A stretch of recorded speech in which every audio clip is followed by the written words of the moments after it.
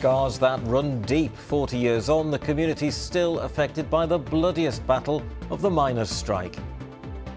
What took place on that picket line? Some people will never like the police, whatever they do, because of what went on that day. Now, it's been described as the darkest, bloodiest episode in the year-long miners' strike. Violent clashes between thousands of picketers and police officers, which became known as the Battle of Orgreave. Well, yes, today, exactly 40 years on, campaigners delivered a petition to Westminster calling for a Hillsborough-style inquiry into the disorder, which saw more than 100 people injured and 95 arrested. Dozens of miners were charged with rioting. Trials later collapsed, though, due to unreliable police evidence. But the anger and mistrust born out of Orgreave lives on. Emma Wilkinson reports.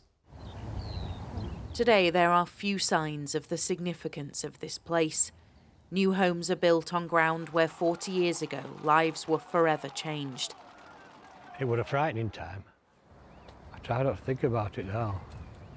Kevin was among picketers who descended on Orgreave from around the country to disrupt deliveries from the coking plant.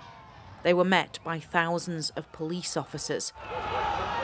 Dozens of people were hurt and 95 miners, including Kevin, were arrested.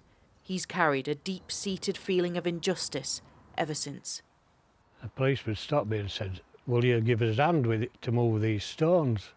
There's ambulances waiting to come down, with pickets in." So reluctantly, me and a couple more lads threw these stones off the road like. The ambulances never came, the police came, the horses came and chased us back down the field. It's difficult reliving it. Yeah. I like put it to the back of my mind until last minute, like this morning. I got up and got shaved and showered, and then I thought, well, I've got to go to Orgreave in a bit. Your mind can just picture and go back to '84. Award-winning filmmaker Daniel Gordon has directed a new documentary about the strike, which he hopes will give people a deeper understanding of that period and its lasting impact.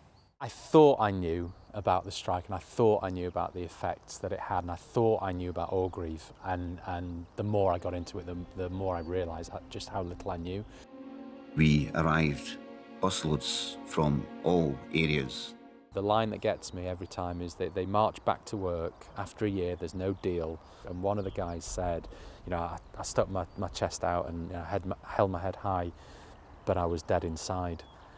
And when he, I'm still feeling it now, when he says it, I'm like, it just gets me every time. That time left scars on entire communities, and to this day is remembered from many different perspectives. Ex-miner Gordon ran a newsagent's. Peter worked for the coal board. He says the way events at Orgreave were portrayed at the time means that only very recently does he feel he has a true picture. They couldn't believe what was happening to them. And I don't think we didn't realise, because we didn't see that thing at that time. We didn't see, all it were aimed at, the pickets were the wrong ones. No, nobody else, just the pickets were to blame. I have great sympathy for what happened that period of time with Orgreave. Opened my eyes greatly. For Gordon, the violence that day does need a full explanation, but he feels sad that it ruined many previously good relationships between striking miners and local officers. In my shop, we arranged to have a raffle, and the prize was a chicken and all the vegetables, enough to feed a family of 4, and the police in particular put theirs back and also put some more prizes in, so there were more miners got the Christmas dinners. And then what took place on that picket line? Some people will never like the police, whatever they do, because of what went on that day. The South Yorkshire Police of today feels it's inappropriate to seek to explain or defend the actions of the force 40 years ago, but it has said that within the next couple of years it intends to make as many documents as possible available to the public. To whoever reads this book in the future, I've tried to give you a fair story of the strike. Truth is what Jane and Susan's late father, Tony Arkwright, sought. Alongside long hours of picketing, he compiled this book of pictures, cuttings and handwritten notes documenting what happened. So proud of it. This is something that we can sit down with our grandkids say, you know, great-granddad did that. This is going to be history to the kids of the future. And I think it is important that that true picture, that fair picture of what happened during that strike is out there. He got photos that the press wouldn't show, and it's there for anybody to see. And I hope there is an inquiry at some point, because a lot of lives were ruined. And that's what Kevin is fighting for, an independent Hillsborough-style inquiry. If we could do that, then everything would come out. That's my dream, like. So that people in the pub who you talk to over the years know that you've been telling the truth. He just hopes that happens within his lifetime.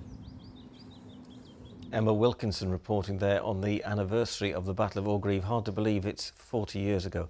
And as we saw, that petition calling for a public inquiry was handed to the Home Office earlier today and to the headquarters of other major political parties. In response, the Conservative Party told us that it doesn't have any plans to conduct an inquiry. Meanwhile, Labour's manifesto includes a commitment to an investigation into Orgreave, and the Liberal Democrats, the Green Party and the Reform Party all say they're supportive of an inquiry.